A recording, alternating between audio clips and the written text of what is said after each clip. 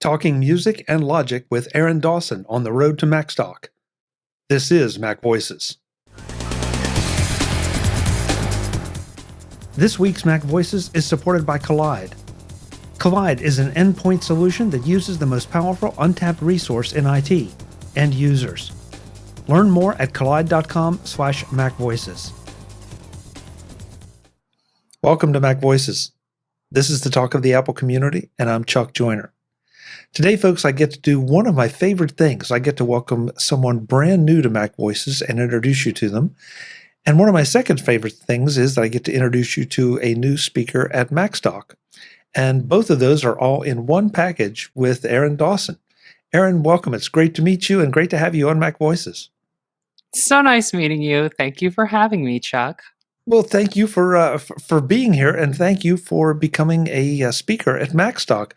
I am most anxious to hear about how this came about, why you decided to do it, and eventually we'll get around to what you'll be talking about.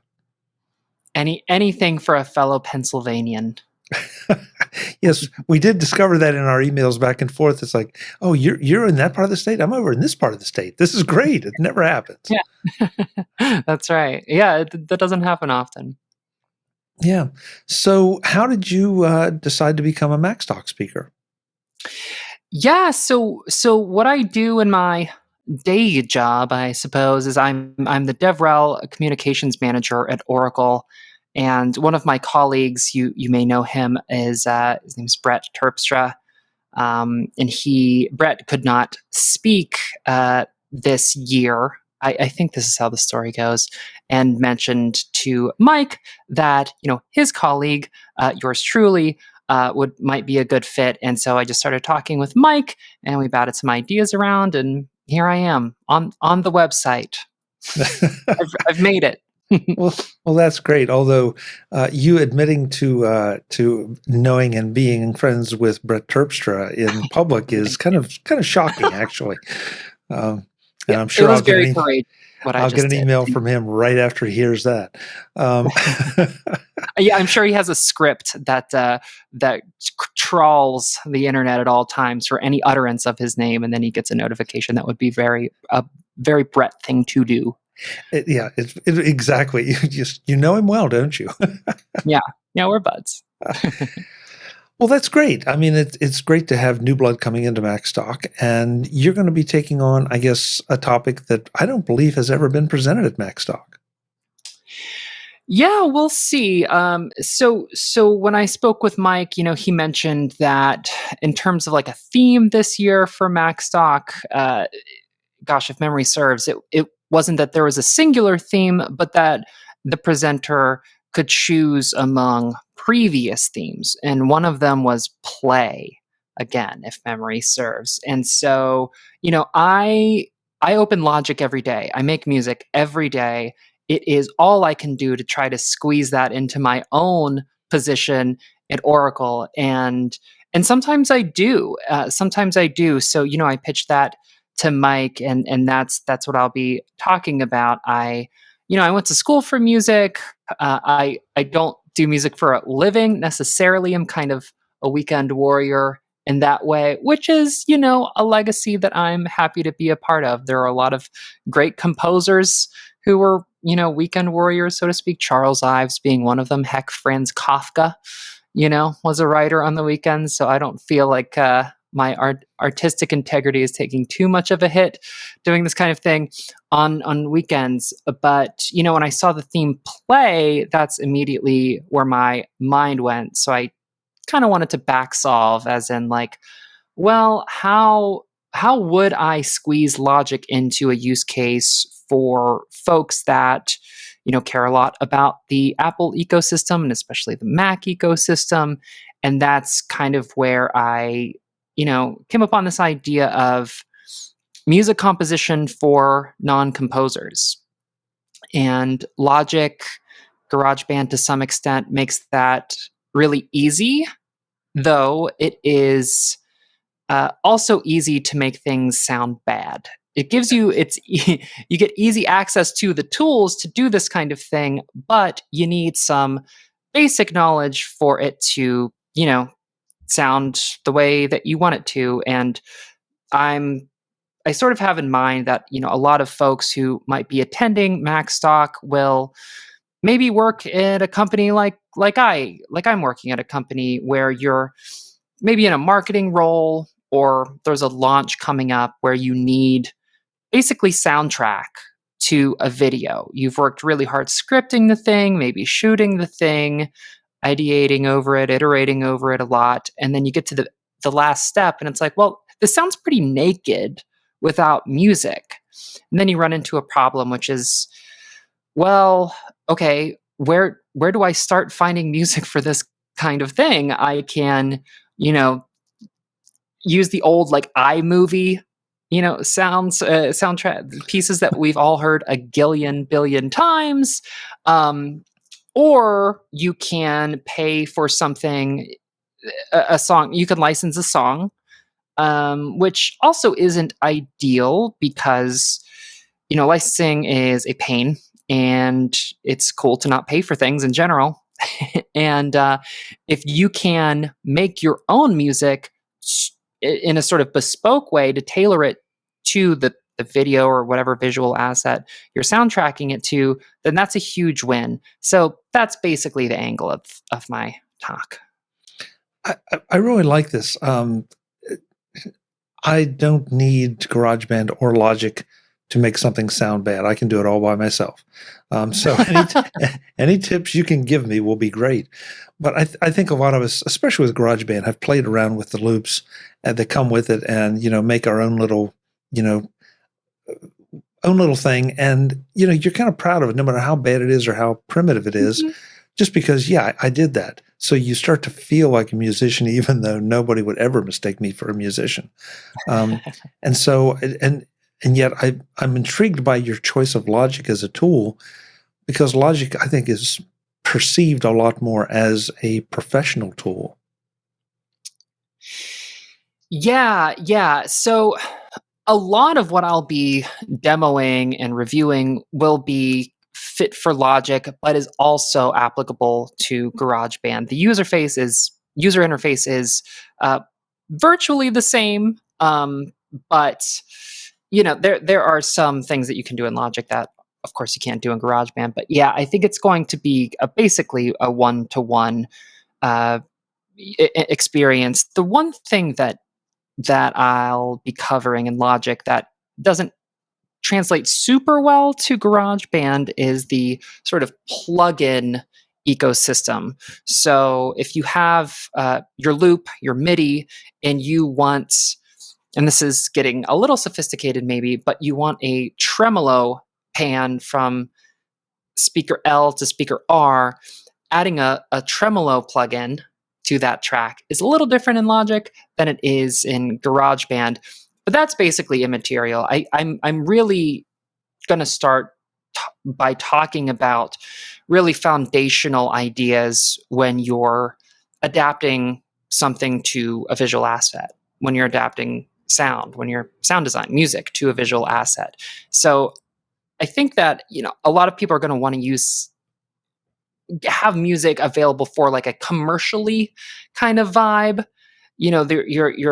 You're launching this new product, or you're, I don't know, shipping this new thing, and you want a pretty snappy, pretty light sounding, for lack of a better term, joyous, delightful kind of vibe where people are like, "Ooh, sign me up," this kind of thing.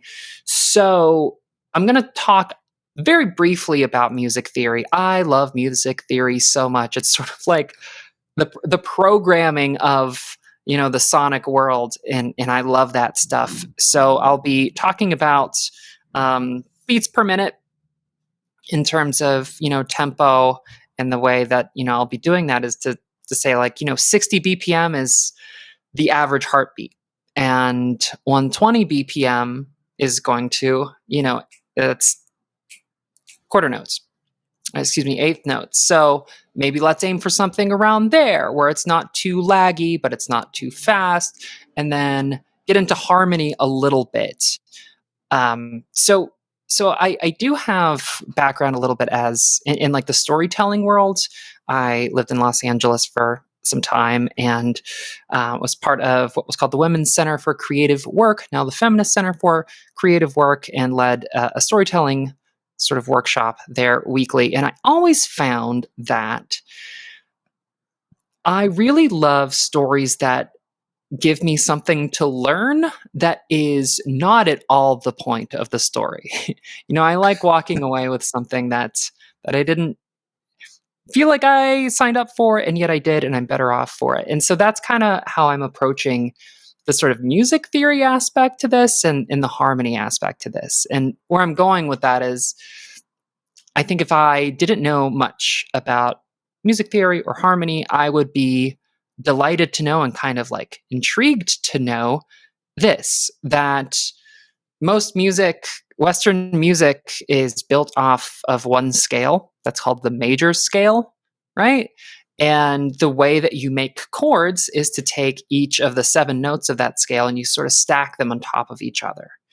And when you're dragging in a loop from the loop library, what you're hearing are, a lot of major chords, some minor chords for contrast, but some major chords. And so I'll talk about like how to identify that and how to, use this sort of more delightful sounding loops for the thing that you're soundtracking. So, yeah. Today's Mac Voices is supported by Kolide. Kolide is an endpoint security solution that uses the most powerful untapped resource in IT, end users. Old-school device management tools like MDMs force disruptive agents onto employee devices that slow performance and treat privacy as an afterthought. Kolide does things differently. Instead of forcing changes on users, Kolide notifies your team via Slack when their devices are insecure and gives them step-by-step instructions on how to solve the problem. By reaching out to employees via a friendly Slack message and educating them about company policies, Kolide can help you build a culture in which everyone contributes to security, because everyone understands how and why to do it. That makes for a stronger security now and a stronger security future.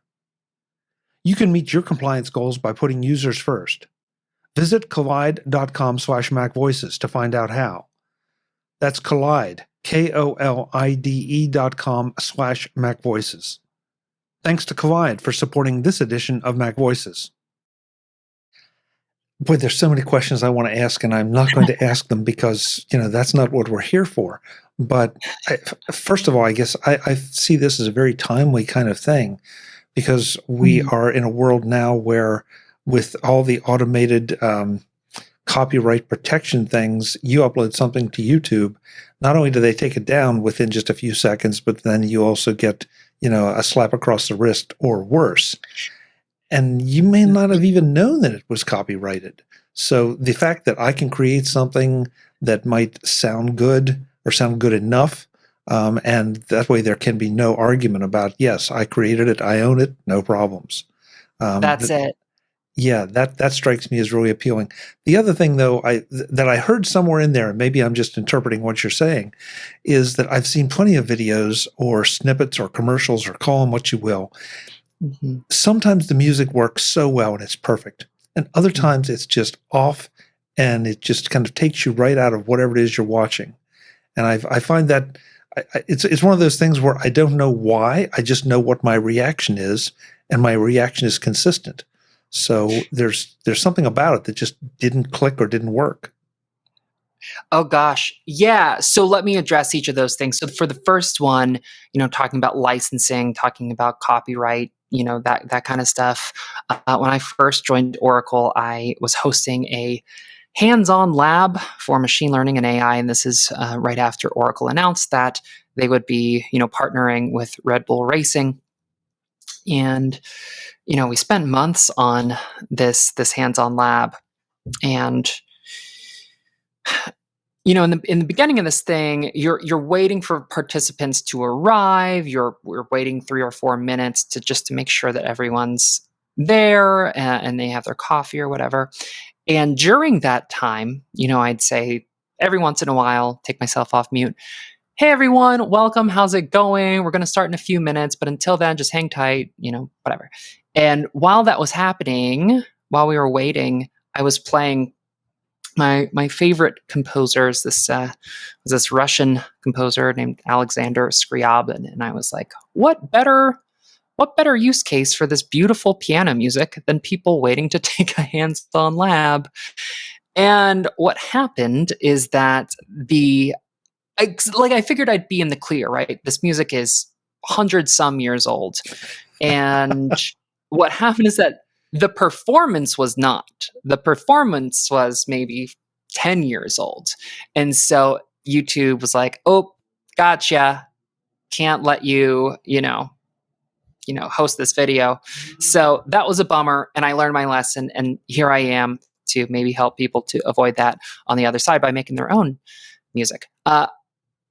About the commercial music that doesn't quite work, and not only does it work, it turns you off of the product. What a bummer. I wonder, in those cases, what exactly it is that turns you and others off of it. I mean, there are a couple ways to talk about that. You can talk about the sort of like minor modality that I was talking about earlier, where it's like you're taking this beautiful sounding thing and sorry, this is geeked out, but you flat the third and then you get a minor chord, and it really transforms the song from this, like, again, joyous, delightful thing into a funereal, somber thing. And I think the logic behind that is, if we can make this music sound subtle and focused and muscular and kind of like mysterious, then we can attract people that way, which that is a way to do it, but it's hard to pull off, and using this sort of like minor stuff, that's tough. So maybe that was it. Who knows? I would love to know what commercial you had in mind, but honestly, I can't say that I have anything particular in mind. Just I've noticed that reaction at times with different pieces and different videos. So now I'm really looking forward to your session. I was looking forward to it before, but now I'm really looking forward to it, because I thought it was going to be a little more technical. And now you're telling me that you're going to show me how to actually create things with the tool. And I really, that appeals to me a lot. Great. I'm really stoked about that. I hope other people have that reaction, and it's really, beginner friendly. I think it is. Well, Macstock is a very welcoming audience, and I know when Mike and I did the kickoff to the Road to Macstock, one of the things that we talked about was the fact that I know some of my favorite sessions over the years have been sessions that I went into feeling like that doesn't apply to me. I can't relate to that.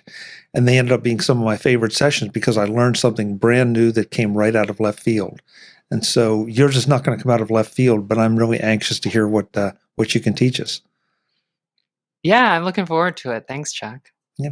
So is there a way that folks can connect with you pre-Macstock to ask questions or maybe make suggestions or ask you to cover certain things in your session?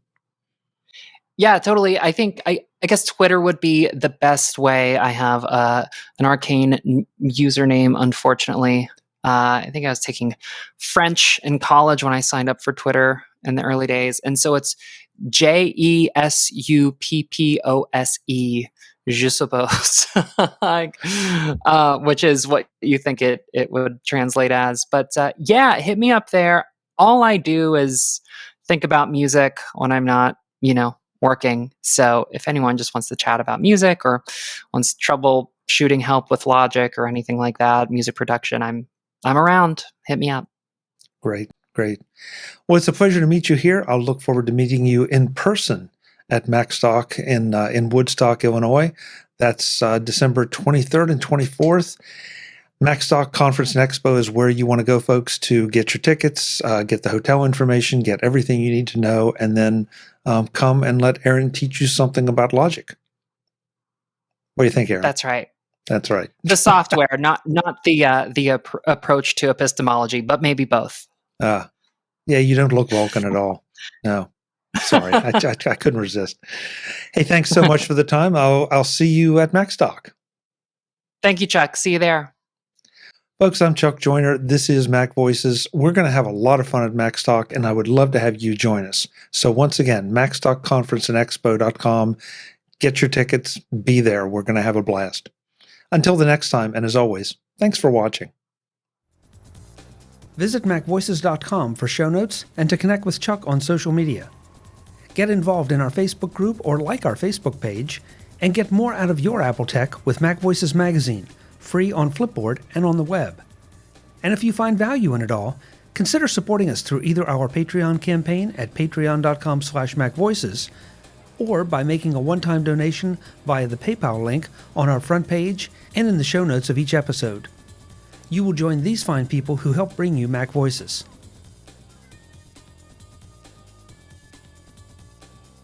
Advertising handled by Backbeat Media at backbeatmedia.com. Bandwidth provided by CacheFly at cachefly.com.